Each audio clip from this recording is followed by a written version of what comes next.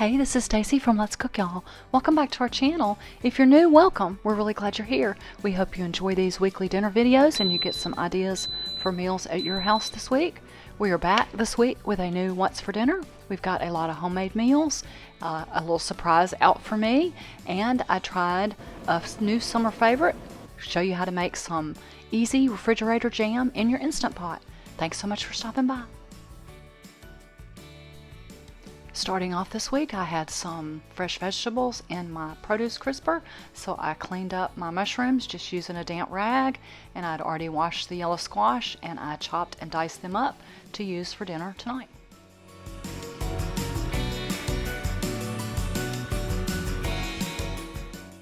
You could use any mix of vegetables you like, zucchini, bell peppers, anything. I also like to use a mix of onions, but that's just me. Use whatever you've got. We're going to heat some oil in a skillet on the stove and start cooking, sauteing, and browning the vegetables.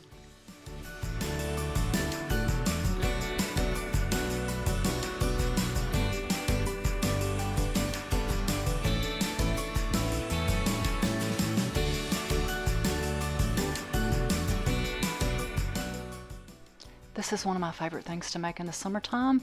If you've watched here before, you know that I like to do a little less red meat. Tim adores his meat.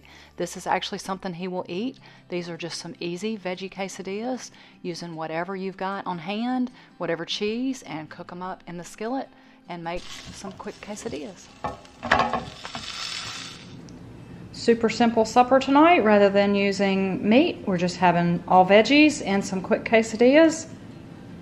I made some homemade guacamole, and we'll have chips and guacamole or chips and salsa or both, and probably a whole quesadilla each. I'll cut them up, show you a picture of our plates. That is what's for dinner tonight.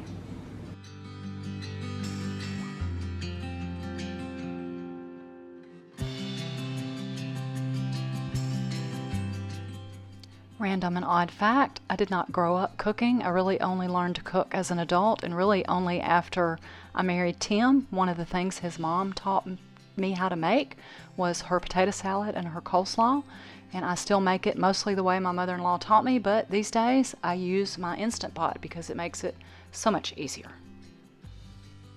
I have the 6-quart Instant Pot, so mine only requires 1 cup of water. I put that down, and then this colander that I've ordered, I'll leave a link to it. You can leave the little holder in it or pull it out. I pulled it out to make a little more room. I added some extra eggs rather than doing these on the stovetop. It probably doesn't save a whole lot of time, but this way the starchy potatoes do not boil over and make a mess. That's a huge time saver for me, for it to be sealed up, cook for 4 minutes, and then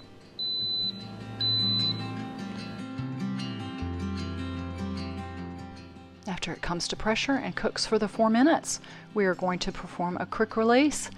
Anyone with an Instant Pot or the officials, the Instant Pot police will tell you never put a towel over it, but I've done it. It's never caught on fire. It's never been a hazard. It's never been a problem. It took 3 to 4 minutes for the pin to drop, but I recorded it for you guys. I did time it this time, and I added some extra eggs. It took about 14 minutes to come to pressure, the 4 minutes to cook it, and it took it right at 4 minutes to release the pressure with the quick release, so about 22. It might not be that big of a time saving. However, to me, to cook it all in here, contained, where the starchy potatoes aren't overflowing on my stovetop when I get busy with other things, is worth it to me.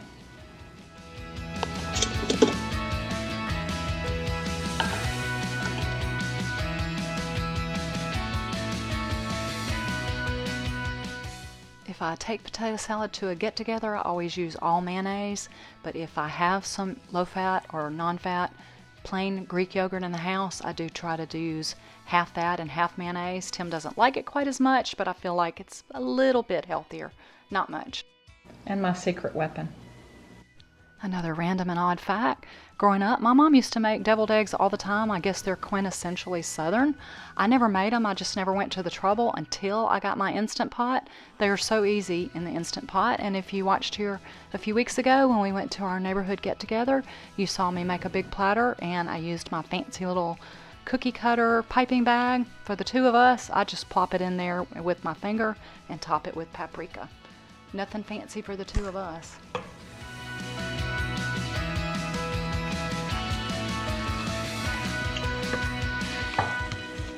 Mesquite. Salmon for me. My burger. You're gonna have a 1 pound burger, or you're gonna make 4 or 5 patties? Oh, That sounds really good. That's hilarious. You have a bun for that? No. Oh. Did you burn yourself? Did not. Oh, look, you cut it so it wouldn't overlap. Big salad screams summertime to me, but so does grilling out. Burgers or hot dogs. We picked burgers tonight. Rather than having chips or doing fries in the air fryer, I made some potato salad in my Instant Pot. Since I was putting the eggs in there anyway, I went ahead and did a few extra for deviled eggs. We will fix our plates. Salmon for me, beef for Tim. That's what's for dinner tonight.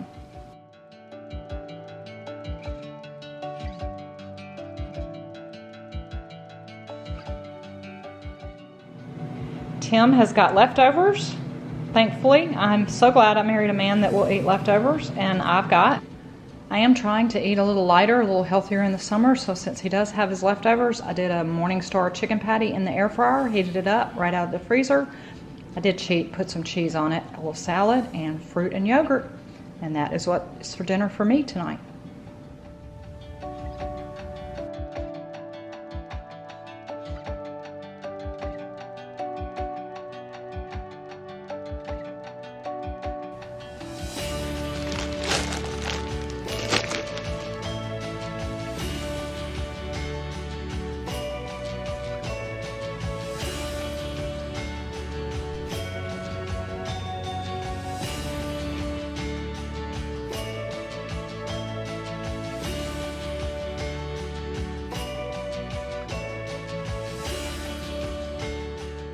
I had a chuck roast in the freezer that I'd gotten on sale at Kroger, put in a food saver bag and sealed. I did shred it and pull some of the fat out. That's actually the best tasting part, but I'm trying to be a little healthier, so I got as much fat out as I could. All day in the crock pot. The chuck roast is now a French dip or a beef au jus, which we always just eat on buns and dip in the sauce with some provolone cheese, and we've got some potato salad left over. This is Tim's plate. I'm trying to decide whether I'm gonna be good and skip the bread and just have a salad and fruit with a little bit of meat. I'll show you a picture of my plate. That's what's for dinner tonight.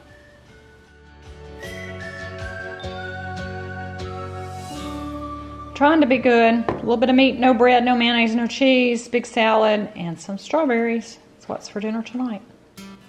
This does not look good to anybody in the whole wide world but me. And believe me when I tell you, I'm beyond excited that Tim took me to Sonic and got us cheeseburgers and fries for him and tots for me. Cherry limeade for me. What'd you get? I got a Diet Cherry Coke. Diet Cherry Coke. And I don't have to cook tonight, and I don't have to clean tonight. And I am doing a happy dance, happy dance, happy dance. Thank you, Tim. You're welcome. That's what's for dinner tonight. Big spender. You're a big spender. That's what's for dinner tonight.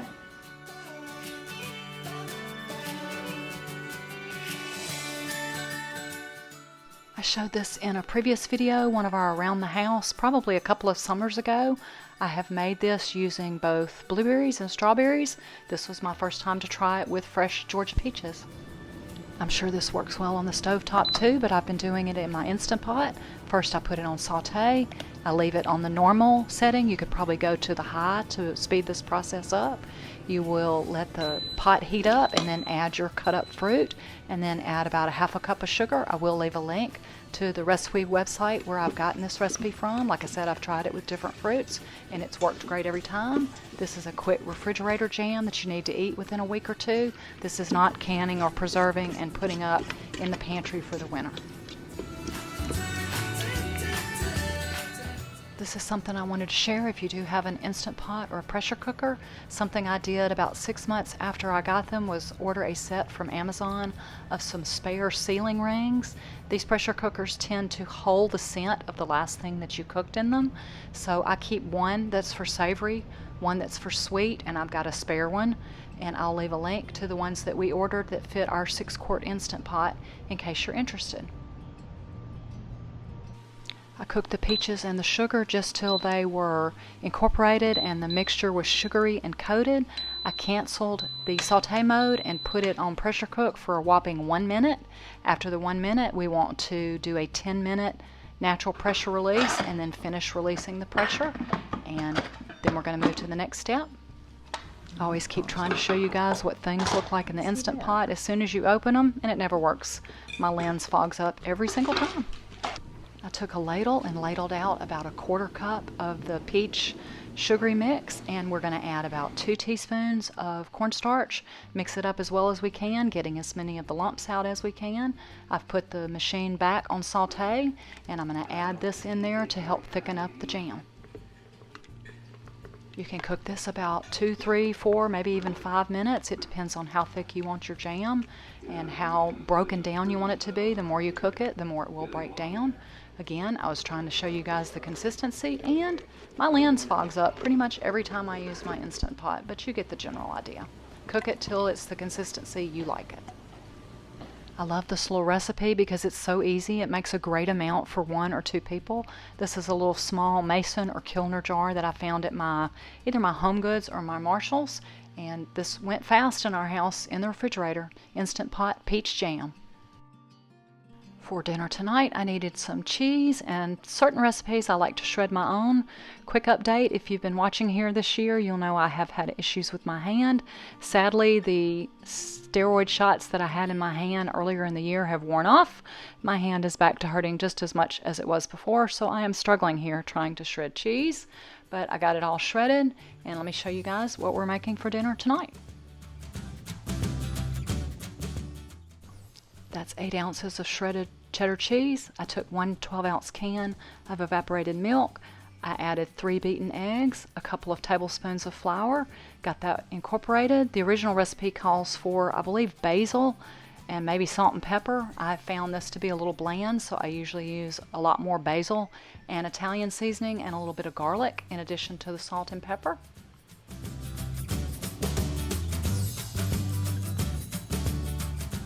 We're going to add this to a frozen pie crust. This should have been a deep dish. My Kroger was out.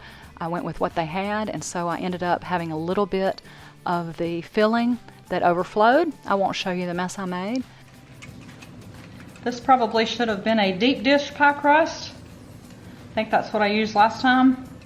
Did not have that in my notes, but I will update the recipe and next time use a deep dish. It might all fit. Maybe not. But we're going to layer this. Again, this is a recipe from a website. I will leave a link to it. And we're going to add it all together. And this is what is called a pepperoni pizza pie.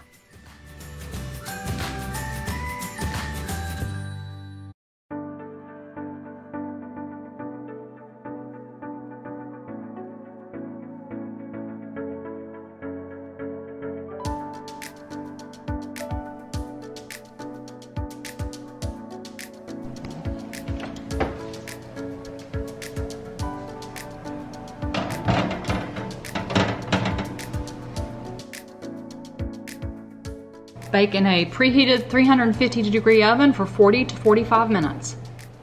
Pepperoni pizza pie is out of the oven. I'll leave a link to the recipe from the website I got it from. We're gonna let it cool, see how it cuts. Made us a big salad with some pepperoni and cheese on it. So pepperoni pie is what's for dinner tonight.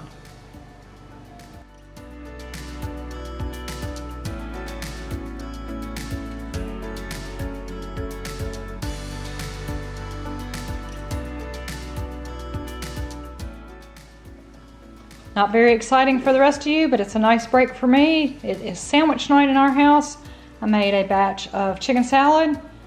I used canned chicken, mayonnaise, mustard, Morton's Nature Made seasoning, some chopped up dill pickle, a little pickle juice, salt and pepper, Tim made his in a sandwich with chips. We've both got fruit. I've got some yogurt and just some crackers with mine.